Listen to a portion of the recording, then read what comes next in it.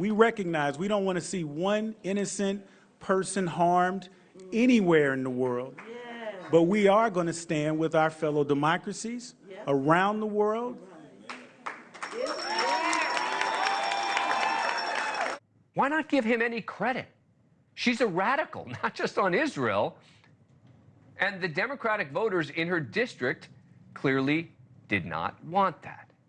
Joining us now is Brianna Wu. She's the executive director of Rebellion PAC, a political action committee that supports progressive candidates. She also ran as a Democratic progressive challenger in Massachusetts back in 2018. Thanks a lot for coming on. Appreciate it. Thanks for having me. All right, so what do you make of this? I mean, there's a lot of focus on AIPAC. That's right. She's blaming AIPAC.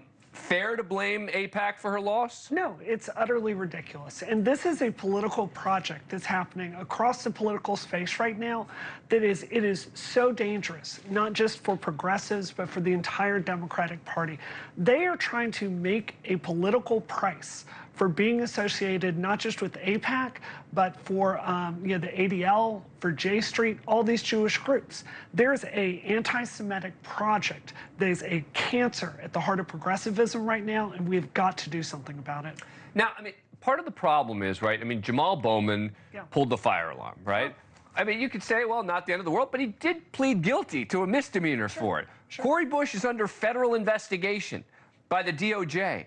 You know, rather than talking about AIPAC, you might think, well, you know, pleading guilty to a crime while in office and being under federal investigation, probably not great looks for congressional candidates. That's right. But it's not just that. It's the extremism that's baked in. Jamal Bowman, you can go see this video yourself. He denied that the rapes of October 7th happened. That was the point. I made a very public break with him. You can't stand with people that pretend rapes don't happen. And it's this extremism with Cori Bush. It was this brain-dead defund the police movement. We've got to move away from extremism, and we've got to get back to policies that help people. But how do you, as a Democrat, as a progressive, right, how do you separate the party from this? Meaning, this is a start, right? Yeah. But your party is tied in so many ways to this extremism. That's right. I should not be the only Democrat out here really angry about the way we're treating Jews right now. I should not be the only progressive. And this is what I thought was really problematic with not picking Shapiro. Now, look, I will Josh go... Shapiro for vice president, yes. I will go with whoever my party wants, and I will work my hardest to get them elected. But Democrats have broken trust with our Jewish constituents. We just have. And we have so much work to do. Until we stand up against the extremism, we're not going to regain their trust. But see, it goes beyond Israel, right? I mean, when you talk about the infrastructure bill, right? That was Biden's signature achievement. That's right. The fact that he was able to get 13 Republicans to come over to his side was a huge deal. And yet Cori Bush and a few others like her almost led it to not happen. That's right.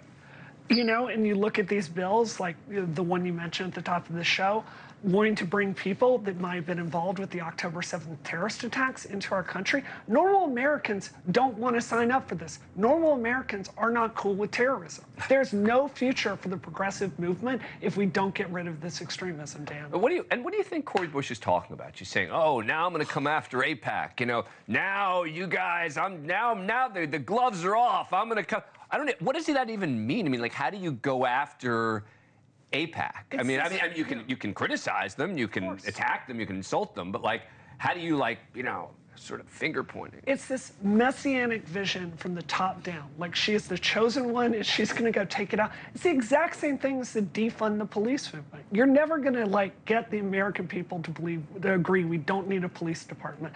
She starts, and this is the problem with her. She was not talking about bread and butter politics in her district. She started talking about these fringe progressive ideas, and the people fired her. Final question. Do you think if Kamala Harris had picked Josh Shapiro, that the progressives, your friends on the far left, would have still supported her? No. You really think that they wouldn't have? No. They would have not voted for her because of... There's a political project that's eager for any reason not to vote for this ticket. And my message is, you're not helping the progressive movement by continuing to empower our worst, most anti-Semitic actors. They are a cancer. We need to break with them, and I should not be the only Democrat saying so.